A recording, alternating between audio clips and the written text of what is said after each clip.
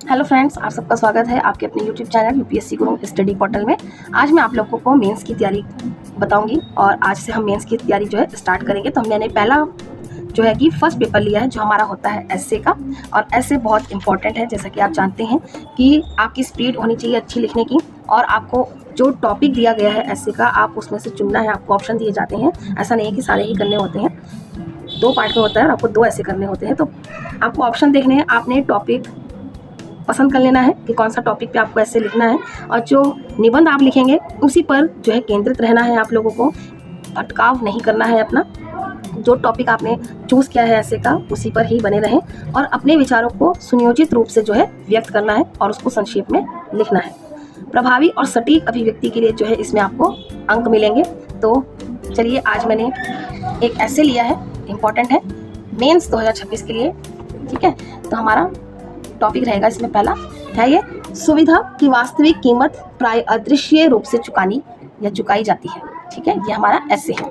तो हम इसको अच्छे से मैं आपको बताऊंगी कि इसको आपको किस तरीके, अगर इस तरीके से अगर पूछा जा रहा है तो आपको किस तरीके से उसका आंसर लिखना है, किस तरीके से ऐसे लिखना है। ठीक है, तो हम इसमें निबंध को जो है समृद्ध बनाने हेतु उदाहरण लेंगे। इसमें पहला लिखेंगे हम महात्मा गांधी के विचार को। ठीक है, धरती हर इंसान की आवश्यकताओं को पूरा करने के लिए पर्याप्त संसाधन प्राप्त करती है, लेकिन हर इंसान के लालच को नहीं।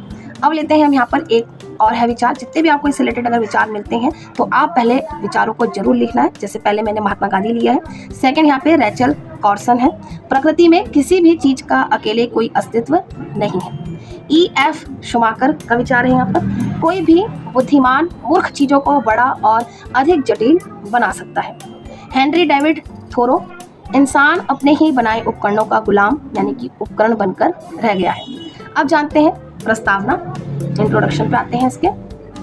आधुनिक जीवन तेजी से सुविधा, तुरंत सेवा, स्वचालन, डिजिटल सेवाओं और बिना किसी खास प्रयास के उपभोग के इर्द गिर्द सिमटता जा रहा है। सुविधा समय बचाती है और कार्य कुशलता बढ़ाती है, जिससे रोजमर्रा की जिंदगी जो है आसान हो जाती है। हालांकि यह कथन यह संकेत देता है कि इस दिखने वाले आराम के पीछे अक्सर कई सामाजिक, पर्यावरणीय, मनोवैज्ञानिक और नैतिक लागतें छिपी होती हैं।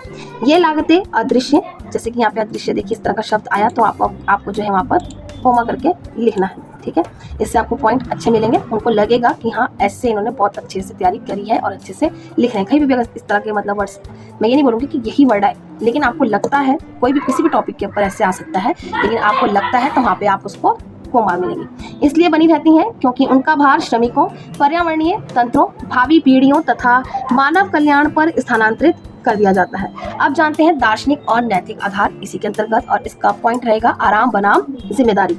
मानव सभ्यता ने हमेशा नवाचारों के माध्यम से अपनी कठिनाइयों को कम करने का प्रयास किया है, फिर भी बिना सोचे समझे अपनाई गई सुविधा परिणामों के प्रति हमारी जागरूकता को कमजोर कर सकती है। नेक्स्ट पॉइंट यहाँ पे लेंगे भारतीय नैतिक विचार।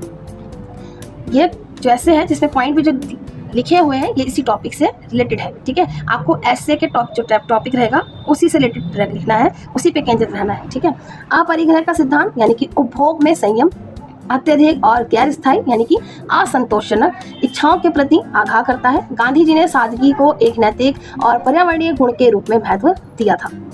आप जानते हैं आधुनिक उपभोक्तावाद को। उपभोक्ता संस्कृति अक्सर दीर्घकालिक निरंतरता के बजाय तत्कालिक संतुष्टि को प्राथमिकता देती है। नैतिक सवाल तब खड़े होते हैं जब सुविधा के पीछे शोषण या बर्बादी छिप जाती है। विभिन्न क्षेत्रों में अदृश्य लागतें, जैसे कि पर्यावरणीय लागतें, तीव्र डिलीवरी प्रणाली और डिस्पोजेबल उत्पाद कार्बन उत्सर्जन तथा अपशिष्ट को बढ़ाते हैं। वैश्विक ई अपशिष्ट सालाना 60 मिलियन टन से अधिक हो गया है, जिसका एक बड़ा हिस्सा ठीक से रिसाइकल नहीं किया जाता। प्लास्टिक की सुविधा ने महासागरों के प्रदूषण और जैव विविधता के नुकसान में योगदान दिया है। अब पॉइंट लेंगे यहाँ पर श्रम और गिग इकोनॉमी। प्लेटफॉर्म या ऐप से मिलने वाली सुविधा अक्सर अनिश्चित तथा असुरक्षित श्रम स्थितियों पर निर्भर होती है।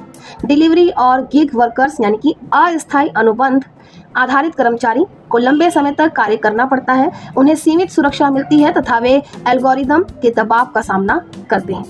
डिजिटल सुविधा, निःशुल्क डिजिटल सेवाएं अक्सर अदृश्य रूप से उपयोगकर्ताओं का डेटा निकालती हैं। सुविधा पर आधारित तकनीक निगरानी और गोपनीयता के खत्म होने वाली जैसी चिंताएं उत्पन्न करती हैं। अब जानते हैं मनोवैज्ञानिक लागतें, ये इसी टॉपिक से ही इसी टॉपिक पे केंद्रित है हम लोग, ठीक है, आप लोग उलझिएगा नहीं। तत्कालिक संतुष्टि की चाहत, धैर्य, ध्यान लगाने की अवधि और किसी चीज को गहराई से समझने की क्षमता को कम करती है। सुविधाओं पर अत्यधिक निर्भरता इंसान की विपरीत परिस्थितियों से लड़ने की क्षमता और आत्म अनुशासन को कमजोर कर सकती है। उदाहरण और समकालीन प्रासंगिकता को जानेंगे। भोजन और उपभोक्ता।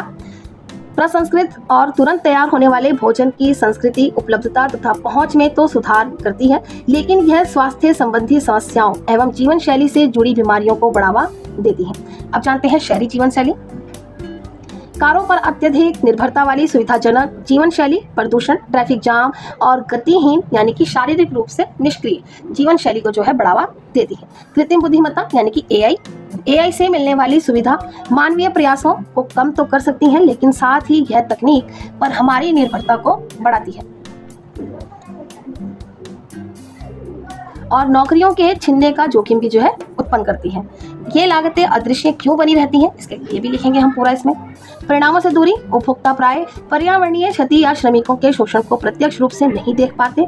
बाजार प्रोत्साहन। वस्तुओं की कीमतें अक्सर पारिस्थितिकी एवं सामाजिक बाह्य प्रभावों को प्रतिबिंबित नहीं करती।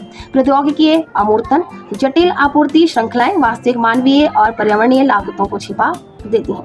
नैतिक एवं सतत सुविधा की आवश्यकता। उत्तरदायी उपभोग। जागरूक उपभोक्ता विकल्प छुपी हुई हानियों को कम करते हैं, ठीक है। जो जागरूक उपभोक्ता है वो विकल्प में छुपी हुई जो हानियां होती हैं उनको कम करते हैं। ये पॉइंट भी इसमें आप ऐड करके लिख सकते हैं। नीतियां एवं विनियमन।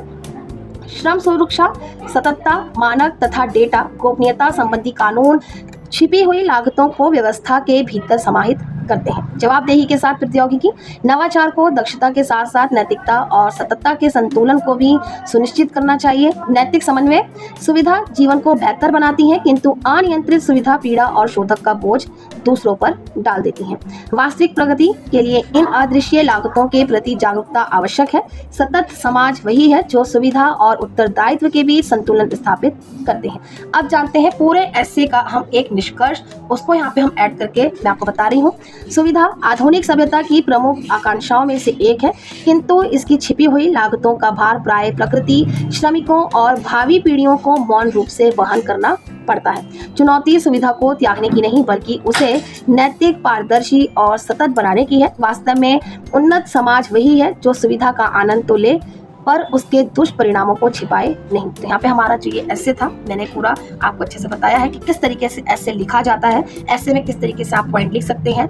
ये आपको मैंने आज पूरा डिटेल में अच्छे से बताया है कि हमने पूरा एक ऐसे लिया था और उसी टॉपिक पर ही मैं बनी रही।